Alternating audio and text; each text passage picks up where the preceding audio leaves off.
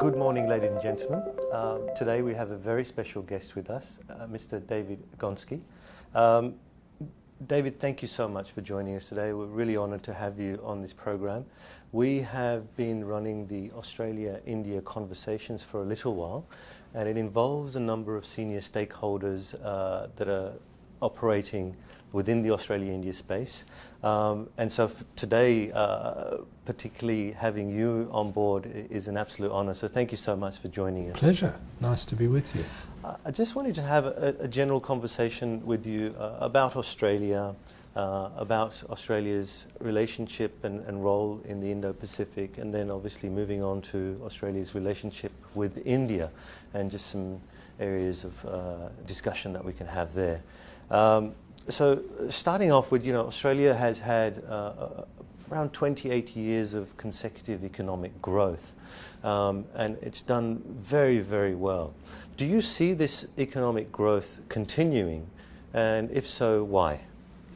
Well, I think the first point is that, summer can't last forever. So it's a very easy answer to, if you ask me the question, will we always have economic sunshine? The answer is no. The much more difficult question, which is not my expertise, is will this year be growth and next year not, or vice versa, etc., etc. I think that Australia's come a long way, and I believe actually that the corporates in Australia, and indeed the people of Australia, can be pretty proud, but we can't be complacent. The fact is that we're a comparatively small population on an island that's extremely well endowed, both under the ground, round the ground, by the sun and things. And obviously we have natural disasters and things that really sadden us and bring out, I must say, the best in our people too. But having said that, we have all the potential to do well, and over time we will. But we'll have our ups and we'll have our downs.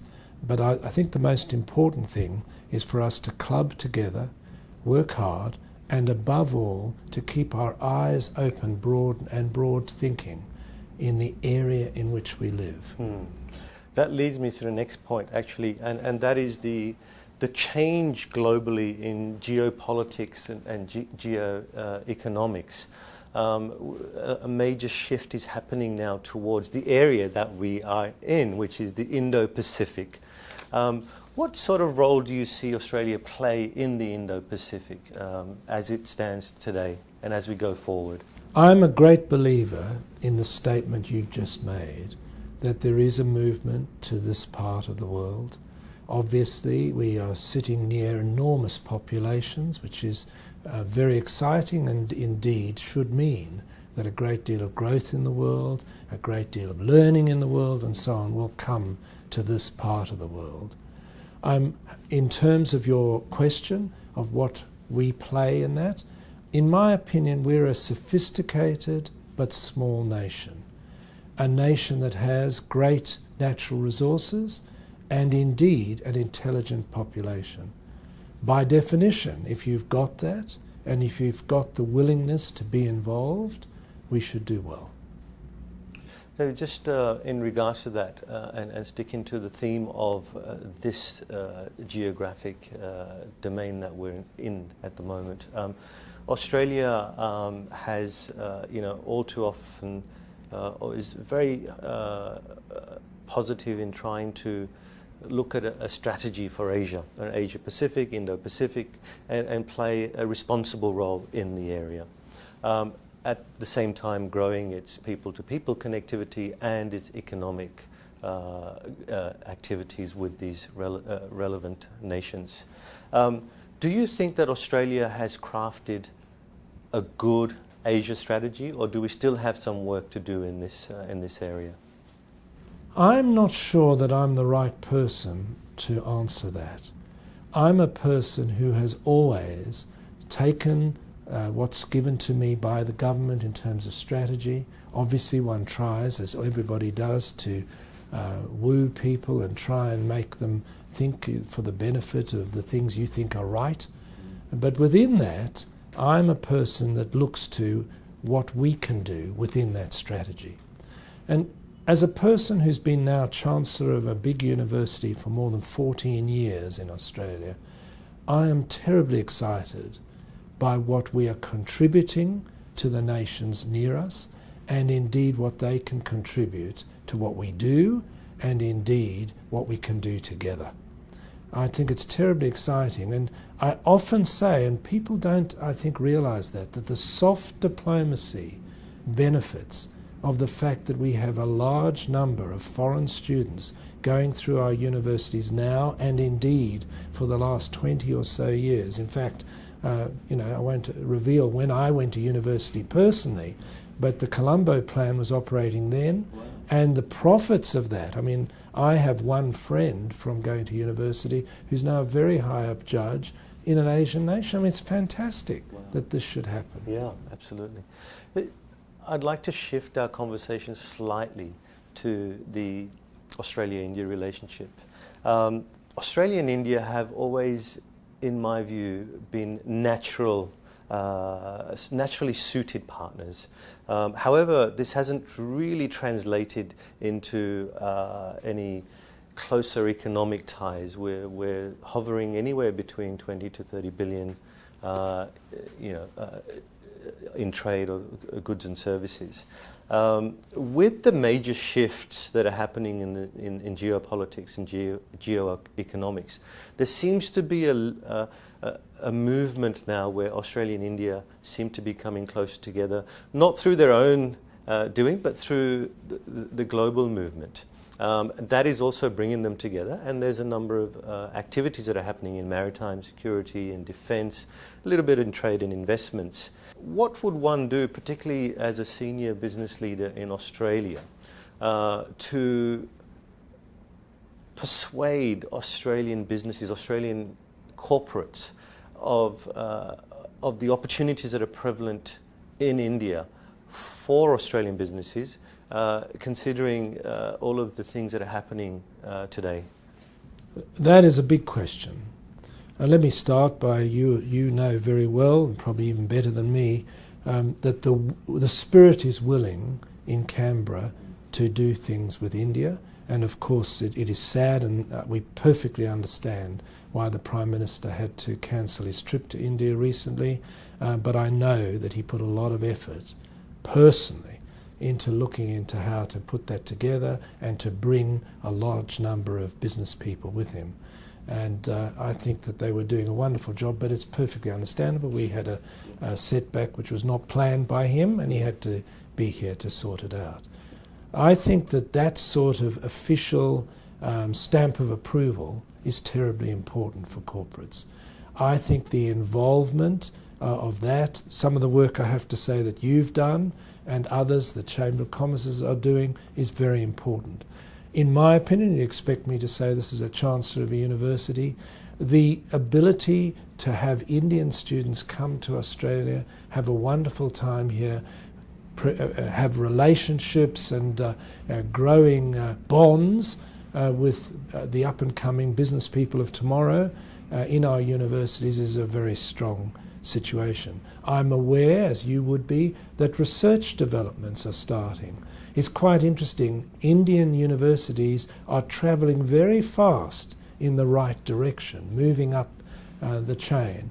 And I know my own university is keen and is involved in research joint ventures. These are strong things. And what comes out of research? Ideas. And what does commercial and other corporations like? They like ideas. So I believe that's the way to do it. I would not be put off, and I know that it's been a long time that a lot of people have tried in India. Many companies I've been involved with have actually sought to start there, and sometimes it has or hasn't happened.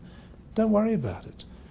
India, as you rightly say, has a lot of very, very similar ties to us, whether it be language, whether it be the fact that we used to have a mother nation that brought us together, and indeed, of course, cricket and other things. I think there's strong bonds and they should be played upon. Absolutely, absolutely. And you talked about the soft diplomacy. I think there are two really prominent soft diplomacy opportunities that are prevalent to both countries. One, and the most prominent is the Indian diaspora.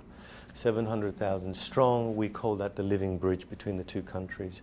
And secondly, you mentioned it, not too many people would potentially agree with me, but I certainly feel deeply that this is something that brings the two countries closer, much, much closer together, but we haven't utilized it well, and that's cricket. When I often travel to India, I speak to diplomats and people from countries that don't play cricket. And they often profess their envy because when Australians and Indians talk, we have that common language, not just English, but also cricket. And the conversation starts and then you build a relationship. And so for others who don't, it takes a much, much longer period of time to build that relationship. So yes, soft diplomacy is absolutely important in the whole scheme of things. That kind of brings me to another question and a thought that I've had for a long time, and I think you and I have discussed this in the past as well, and that is that Australia traditionally seems to be a very transactional country when it does business with other countries. Do you think that in the long run that may affect our relationships when we engage with emerging countries like India, Indonesia, Taiwan, all of the Indo-Pacific, where business is done through relationships and not so much just transactional? Let's do a deal on the first or second meeting and let's transact. I mean, I'd culturally. Say to you, firstly, I understand the essence of your question. There is no doubt we have looked through transactions to build relationships, and often, once we've done the transaction, we haven't taken the next step.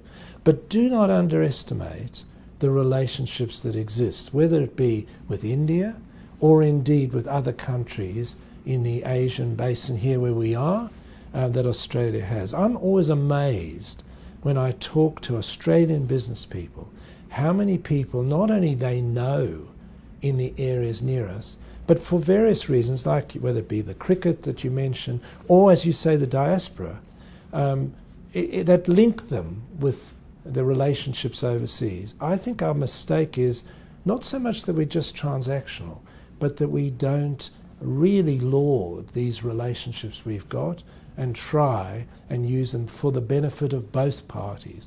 And I'd also mention, as you know, 1 million Australians live abroad at any stage. So the loose numbers are always that we've got 1 million tourists and educational tourists and so on in the country, and we've got 1 million outside the country. That 1 million outside the country, often living in India, China and so on, this is a strength, an enormous strength, and one that we should play up more and indeed, I think, really coordinate probably a bit better. Absolutely. Moving on to something that you're heavily involved in regards to the finance industry. As we talked about, the trade and investment, the economic relationships are lacking a little bit at the moment between Australia and India, and I have no doubt that they're going to climb purely because of the commitment of the current government and the things that are happening between the two countries. Last year, there were commitments from Australian super funds. I won't mention who they were, but there's two very prominent super funds that have made commitments to invest in the India growth story. Now, all too often, India has put its hand up and said, hey, we need some investments. We're an emerging country. We need trillions of dollars in infrastructure. We need billions of dollars in agriculture, et cetera, and we'll offer security and so on. So over the last 6 years, the government has created organizations like Invest India, which holds the hands of these companies, the NSW, which is the National Infrastructure Investment Foundation Fund, and these are to assist foreign investors, and particularly the institutional investors, to hold their hands, to go through policy, go through all the bureaucracy, etc., to get through to an investment that is feasible for them. So we've had two. Do you think that in the future that this would be like a domino effect, and other superannuation funds, other institutional investors will start now investing in India as we go forward? I think what's happened, and it's quite interesting, as an older business person now, I'm finding it quite prevalent. The last 15 years, good, savvy investors are starting to realise that if they have 100% of their investments in Australia, it is less than 2% of the GDP of the entire world. Not a very good way of hedging, whether it be the 30-year plan that you've got to put together as a super fund to finance somebody's retirement who's only 30 now, whatever, or indeed not too good for, families that want to plan, or indeed businesses. I absolutely believe that now, and indeed in the future even more so, Australians will be encouraged and properly to invest outside of what they're doing. I personally hope they'll invest in areas where they can bring some value from Australia, because I do believe the intellect, the knowledge here is enormous, and I'm not sure that we really use it to our best advantage. I really believe that the big institutions are doing the right thing in looking at the world, and to ignore India with its large population, with the growth of its not only middle class but also its intelligentsia, would be naive. Agreed. David, just in regards to this Australia-India relationship, I know you've done a little bit of work, and you and I talk on a regular basis as well, but tell me, what are your thoughts about the relationship and where it's heading to, and where do you feel that it can get to?